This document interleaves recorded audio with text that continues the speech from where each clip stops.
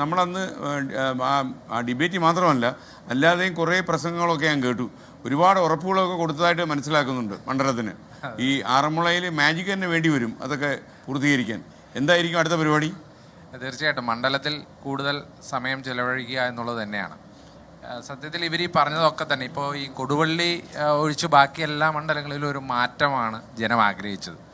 അപ്പോൾ ആ മാറ്റം ആഗ്രഹിക്കുമ്പോൾ അവരാഗ്രഹിക്കുന്ന മാറ്റം നടപ്പിലാക്കിയില്ലെങ്കിൽ ജനം വേറെ ഒരു മാറ്റം ആഗ്രഹിക്കും 5 കൊല്ലം കഴിയുമ്പോൾ. അവർ മാറ്റും.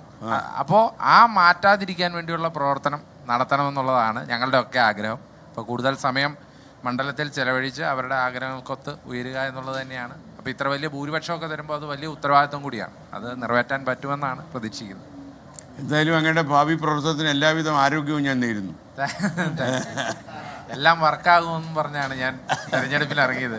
ആദ്യഘട്ടം വർക്ക് മുന്നോട്ട് പോകട്ടെ അല്ലേ, ആരോഗ്യവാനായിട്ട്. Thank you very much. ഈ ആരോഗ്യത്തിന് ഞങ്ങളുടെ ജീവിതത്തിൽ വലിയൊരു പ്രാധാന്യം കാണും വരും കാലത്ത്.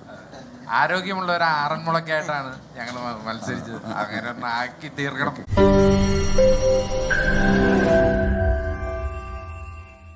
ലോകത്തെവിടെയായാലും ഏത് സമയത്തും 24 വാർത്തകളും ഓഗ്മെന്റഡ് റിയാലിറ്റി പാക്കേജുകളും എക്സ്പ്ലെയിനറുകളും വിശദമായി കാണാൻ ഞങ്ങളുടെ യൂട്യൂബ് ചാനൽ നിങ്ങൾക്ക് സബ്സ്ക്രൈബ് ചെയ്യാം.